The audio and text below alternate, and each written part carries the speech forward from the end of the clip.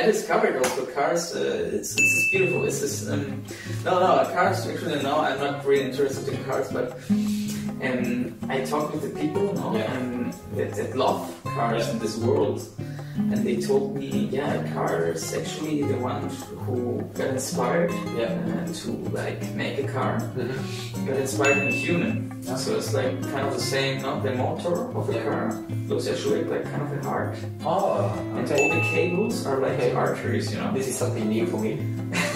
Yeah, it does make sense. So you see, completely sense. Complete sense to me.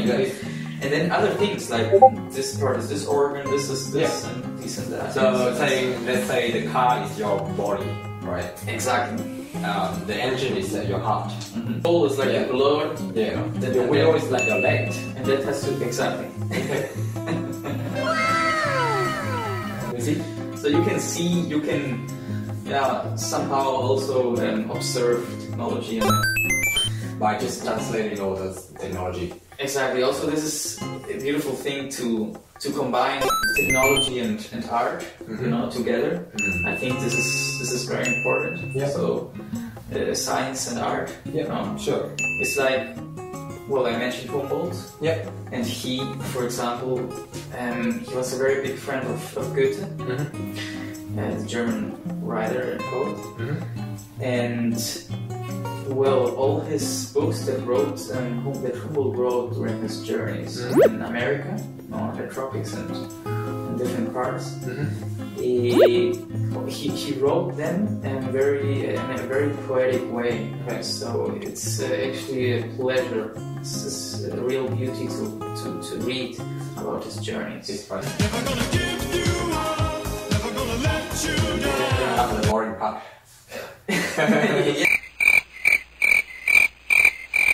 You make it, you make it more beautiful. So it gets actually they combining together. They get very powerful and wow. Yes. So being able to use art to explain technology and science can be beautiful. So people don't just get bored with all the numbers, statistics, but they also can, imagine the science as a, like a masterpiece of art. Exactly. That's a good way of the universe will be very beautiful if you can explain it in a poetic way. Let's talk about why are you so interested in learning, because even though you already have 3 languages, why you are so interested in learning different languages, more and more languages. Okay, this is an interesting part as well. And I find interesting is that well, depending on the language, you also the way you think changes as well. It's like, for example, of course, the languages are tied to the cultures, so you think, in that way. But imagine, for example, you learn Spanish and English in Spain, and both 2 languages. You're bilingual and learn them in Spain, so they try to the Spanish culture mostly. So when you switch to these languages, so when you talk, it's like you think kind of in the same way, I would say, but actually something changed. But it's a merely linguistic change, So this is for me very interesting. That's why I would like to learn new languages and very different languages, as well as for example like indigenous languages. Wow, this is for me that's a difficult one. Yes, exactly. Do you have, say that a man who knows 2 languages equals 2 men?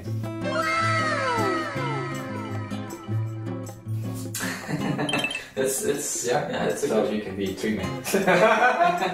Becoming 4. But I think that's to say that. A person knows 2 languages can be This is true. I would say that a particular language can have a strong connection with this culture and the way people live in that community. So let's say you have been to Germany, Spain, and now in Australia, and each country has their own language, and you immerse yourself in different culture, and I would say you can improve your adaptability. You can adapt to different culture easily than a lot of people who only speak maybe one language. That's right. Yeah. That's right. You can adapt, and you can really learn, from. You can adapt much better. That's I think the big point. Yeah. And you are also able to. You can also combine, in one language you already know, and like with another one. That's also a good thing to know different languages, like speak them fluently. Yeah. Because on some point you can also play with the words, with the words, with the phonetics. You can have a lot of humor. So this is the beauty of it that lies in the diversity, right? Yeah. Okay, that's interesting. So yeah, we've been talking about the benefit of being a multilingual person. Let's talk about your person. Let's talk, because if we want to learn a language, we have to use dictionary. Yes. So what is your opinion about dictionary? Do you find it interesting, or do you find it a bit old-fashioned, like old school, or out of date sometimes? Well, I'm very old-fashioned, so I would say no. A dictionary is a beautiful book, certainly yes. But also I want to say that the dictionary is not a prison. Yeah. So can you say that again? The dictionary is not a. It's not a prison. Okay, it's not a prison. Why are you saying that it's not a prison? Because you're free to also invent words, to reinvent, so not just you don't have to just rely on the dictionary. Yeah. You don't have to adhere to a certain word, right? Yeah. You can just take word if you want it and use it. You're free to use it and to write it as well. What about the accuracy? Let's say you use a word, but it's different with the dictionary, and it might be wrong. Have you ever thought about it? So dictionary still has a place. Exactly. To be like a guideline for you. Yes. No, I think that's not wrong. If you want it this way, I think it's not wrong. If you don't want to follow the way it is in the dictionary, if you want to follow your way, that's all right. Okay. That's the when it comes to prison. If you just think, I'm obligated to follow the rule of the dictionary. I think no. And language is an art, so. It's not. You're free to do whatever you want. You're free to create. Well, since we talk about creating words, right? Yes. So in English, I mean, this is my second language. I'm using my second language to speak to you. Yeah. If it could be in Vietnamese, I would speak a lot better. But let's say in English, I understand that the word brunch. Yes. Yeah. It was created by using the word breakfast and lunch. Okay. So let's say if someone like me, right? Yeah. You wake up and it's already late for breakfast, but it's not. It's still early for lunch, and we just go out and let's say, let's go have a brunch. Brunch is a word. So breakfast and lunch is brunch. Do you find anything similar in German and Spanish? Like for brunch? Yeah. Well, actually, we took this word. Yeah. So in really? German it's like brunch with the German R. That is very like.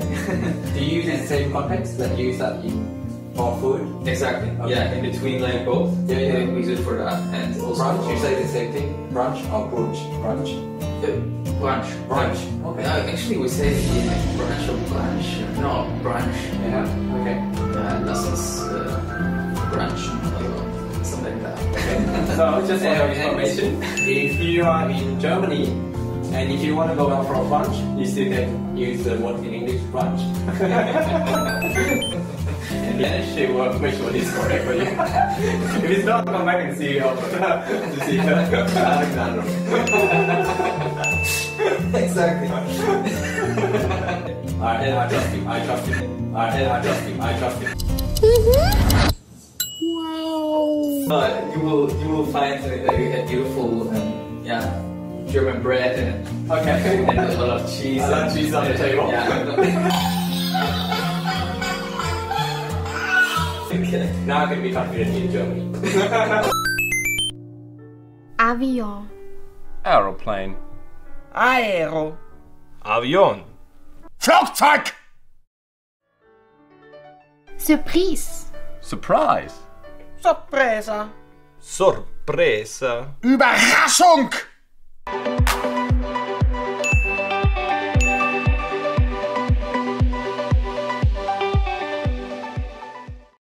Alright, so we're going to the final part. It's been a bit, we're running out of time. So let's maybe, let's have some words game. Okay. What is your most favorite words? It can be in English, German, or Spanish, Okay. but it's up to you. Yeah. Well, let me think. Wow, there are a few, I think. Well, one I really like in German language. It's atemberaubend. Can you say it out? It's Atemberaubend. okay. We will put the subtitle here. I don't know this word, so. Alright. Breathtaking. Okay. But no, literal. Okay. Atem is breath, and beraubend is like rubbing. So like rubbing Your exactly. your breath. So yeah, I think it sounds it's very powerful word to express your surprise or something like that. Okay. Yeah. Another word, well, let's say for instance in Spanish, exquisito. Okay, I can say that word. Yeah. Try again, please. Exquisito. Exquisito. Exquisito. Exquisito. Exquisito. Exquisito. Wow, perfect. Wow. Don't worry, I got some Colombian friends on Facebook. Okay, I can see. And they can, confirm that I can speak it correctly or not. Well, very good. Alright. And it means in English something like marvelous, fabulous, or actually maybe the exact meaning would be Magnificent, maybe? magnificent, it could be, or excellent, Yeah. or even delicious. Depends on the it Context. has different connotations. Yeah. Exactly. So Okay. Depend on the the circumstances. context, Yeah. circumstances. Yeah. Okay. Do you have any advice, for young language learners? Because, Vietnamese people and, the audiences, some of them are really keen and really, enjoy learning a new language. And we just want to get an advice from someone who can speak multiple languages. Okay. So what are the advice for the, newcomers? Well, I normally don't give advices, but what I would say, let's make it short. Read. Read. That's it. Yeah. Wow, very powerful. Well, one is very powerful. So Yeah. why reading? Because when you read, you're in contact with the language all the time, Yes. and you really you enjoy it, and you feel it, and so it's This does remind me one thing about reading. Reading is like, if you don't have a chance to meet the author, reading his book actually something like meeting that person. exactly. Because he can be, halfway across the world from the globe. He could be somewhere, in America. But if we can read his book here, it's like meeting him in person. Exactly. Some part of him, not the whole person, but some part of him Some part of them, yeah. exists in the book. So, read. Read it. It's also that makes me think that every person Yeah. can be the same book, but will interpret the book and see it different. Oh, different angle. So, in a different way. Yeah. So that's beautiful. Yeah. Yeah, diversity of. That's why some of the translation for the same book can be better than the others. Some of it, exactly. Yeah. Yes. It depends on who translates it. Yeah. One thing that I think you cannot translate, the only thing about talking about literature, is poetry. Oh, I think it's very hard. I think it's almost possible. Yeah. Wow. It's about your feelings. It's about. It's. Wow. I think it's the most personal thing Yeah. you can put on paper. Yeah. You see, poetry is the most personal thing you can put on paper.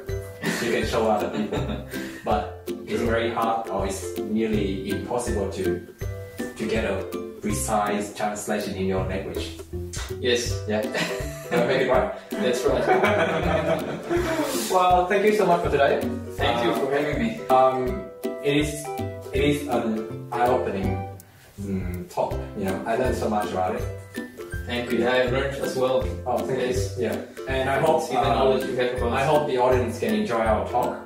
I know it's not a professional talk. It is just two friends, you know, sitting here and enjoy the languages. Exactly. And because he lives here with me, so when I had to talk to him, we use English. But when he speak a German word for me, I have to translate it into English. And to English, I have to translate it one more time to Vietnamese to actually understand what it really means to me. So you see, there's a lot of translation and interpretation that's going on here. Well, thank you for taking for your time listening us, and I hope if you like the video, you can subscribe to my channel.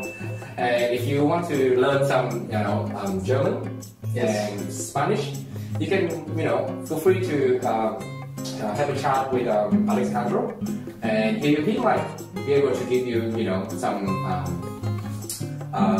information and some, technique to learn those two languages better in English as well, because he can speak English. So, anything else you want to add on? Thank you. I would be happy to do that. And yeah, thanks for your time. Alright, good for you. Thank you. Yeah.